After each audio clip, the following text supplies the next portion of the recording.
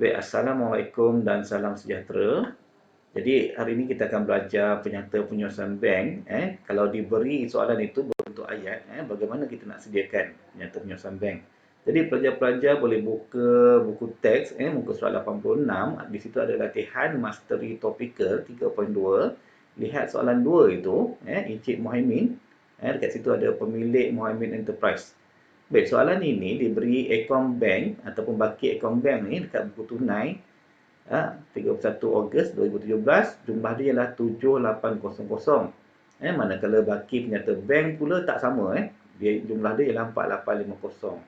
Jadi kalau kita lihat ini ada berlaku perbezaan lah, dan dia beritahu perbezaan ini disebabkan oleh perkara berikut. Dia ada A, B, C, D, E. Jadi anda sebagai kerani kewangan perlu bantu Encik Mohamed untuk sediakan penyata penyusunan bank bagi menyelaraskan baki bank di buku tunai dengan baki di penyata bank. Okey, jadi kita akan buat satu penyelesaian, penyata penyelesaian bank untuk menyelaraskan baki. Okey, jadi sebenarnya perbezaan tu disebabkan oleh perkara-perkara berikut. Ada A, B, C, K, D, E. Dia ada A, B, C, D, E lah. Dan di situ nanti kita akan sediakan penyata penyusunan bank untuk menyelaraskan baki. Maksudnya untuk menunjukkan kenapa tak sama lah. Maksudnya akhir nanti kita akan dapat buku tunai dan penyata bank tu sama. Okey. Baik. Sekarang ni dia tak beritahulah nak mula daripada baki mana. Kita boleh bermula dengan baki buku tunai ataupun baki penyata bank. Tak apa, kita lihat dulu. Baik. Jadi untuk menyediakan penyata penyusunan bank, okey, kita kena faham ataupun kita kena pindahkan dululah. Ini cara saya buat, gunakan formula. Baik, biasanya saya akan buat buku tunai dulu di atas dan penyata bank di bawah.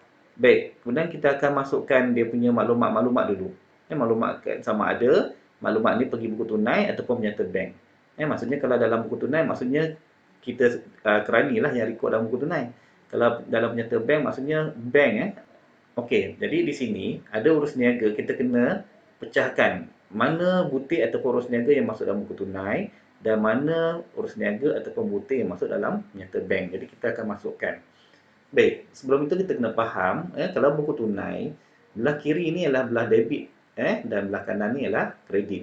Debit ni bermaksud duit masuk lah, duit masuk, kredit bermaksud duit keluar. Penyata bank pula, debit ini ialah duit keluar. Kredit ini ialah duit masuk. Dia songsang. Kalau debit ni di buku tunai sama dengan kredit di penyata bank.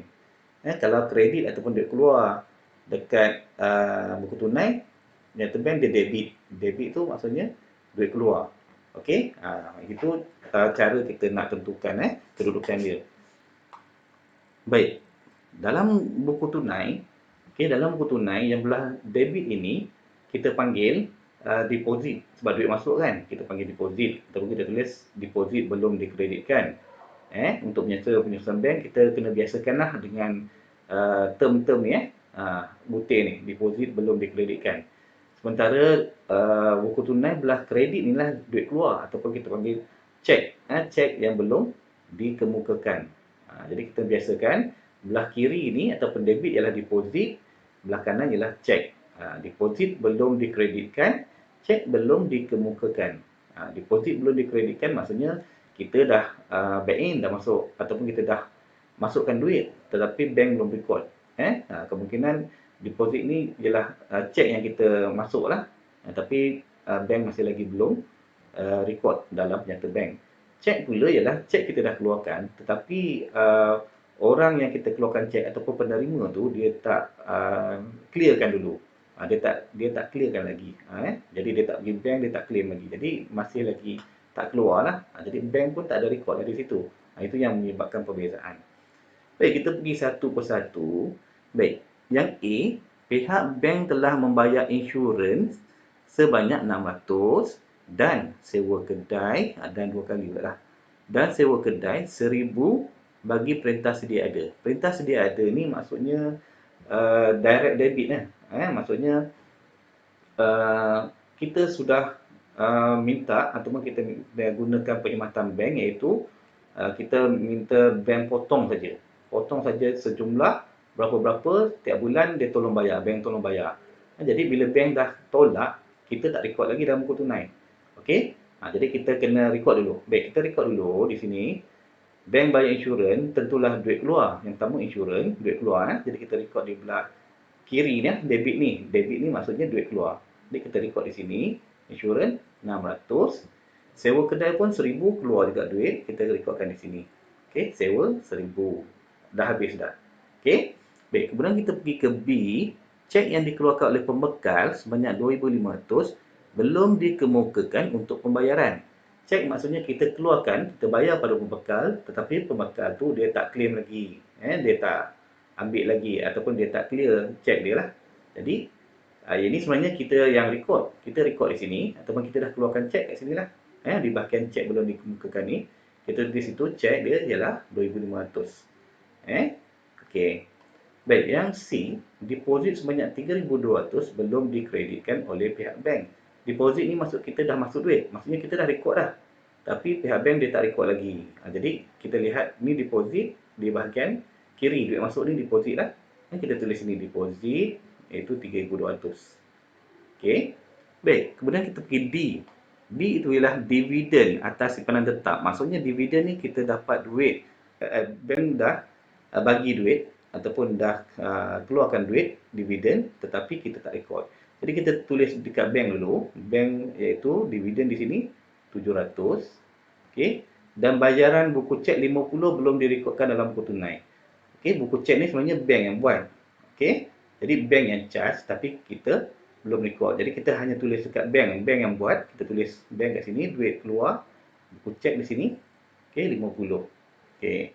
Baik, dan akhir sekali ialah sekeping cek berjumlah 1300 dipulangkan oleh pihak bank kerana tak laku. Jadi cek ini ialah cek tenang lah, tak laku. Okey, jadi bank, kita lihat bahagian bank ni, bank dah keluarkan, maksudnya bank dah tolak duit kita. Jadi kita tulis di sini bank. Tapi kita tak tahu lagi. Sebab itulah dia akan berlaku perbezaan. Baik, jadi dah buat macam ni. Okey, kita dah catatkan ataupun kita dah tentukan urus niaga yang berlaku lah di buku tunai dan penyata bank. Urus niaga inilah yang menyebabkan perbezaan. Jadi kita kena buat penyelarasan nanti. Kita akan buat satu penyata iaitu penyata penyusunan bank. Baik, sekarang kita akan sediakan penyata penyusunan bank. Okey, ini tajuk dia. Kita akan buat kolom macam ni, 3 kolom ni. Okey, tajuk dia Mohaimin Enterprise penyata penyusunan bank pada 31 Ogos 2017. Kita tulis RM sini, N. Baik, sekarang kita tentukan kita nak mula daripada apa. Kita mulakan contoh buku tunai dulu. Baki buku tunai. Kita tulis sini baki buku tunai. Baki di buku tunai. Kemudian jumlah dia adalah 7800. Baik, sekarang kita lihat ini formula. Saya gunakan formula. Bila kita tengok tajuk dia adalah penyata penyusunan bank. Ini adalah bank. Penyata penyusunan bank. Kemudian kita nak mula dengan buku tunai. Buku tunai. Jadi kalau kita lihat tajuk bank tetapi kita mula dengan buku tunai, formula saya pakai ialah kalau lihat perbezaan bank tunai, dia akan jadi formula dia ialah negatif. Kalau bank sini ialah penyata bank, dia akan jadi positif. Macam tu formula dia. Jadi sini bank, sini tunai. Jadi tak sama, saya gunakan formula saya ialah negatif dulu di sini. Saya akan tulis sini negatif. Okey, di sini ialah positif. Kemudian negatif ini apa maksud dia? Maksudnya negatif kita akan tolak. Sebab dalam penyata ni kita akan ada tambah dan tolak. Dan penyata itu mestilah kita tambah dulu baru tolak. Jadi untuk negatif nanti kita akan tolak dan untuk positif kita akan tambah. Okey, jadi mudah saja formula ni. Kemudian yang kita tambah ialah yang inilah, yang belah kanan ni. Okey, cek dan dividen kita akan tambah dan semua yang belah kiri ni kita akan tolak saja. Okey, jadi mudah saja. Yang penting kita akan mulakan dengan butir ni lah, yang cek dan deposit dulu. Baik, sekarang kita akan buat baki di buku tunai 7800. Kita akan tambah dulu. Tambah apa? Baik, kita tambah, kita lihat formula ni. Tambah ialah belah kanan ini, iaitu cek belum dikemukakan. Jadi di sini ada satu cek ni. Jadi kita tulis di sini cek yang belum dikemukakan. Okey, nilai dia adalah 2500. Kita tulis di sini dulu. Okey, dah habis dah cek atas. Kemudian kita akan turun ke bawah ini, bahagian penyata bank, dividen. Kita tulis di sini dividen. Okey, 700. Okey, jadi dah habislah cek dan dividen. Jadi kita jumlahkan dapat 3200. Okey, kemudian kita tambah dengan atas ni dulu.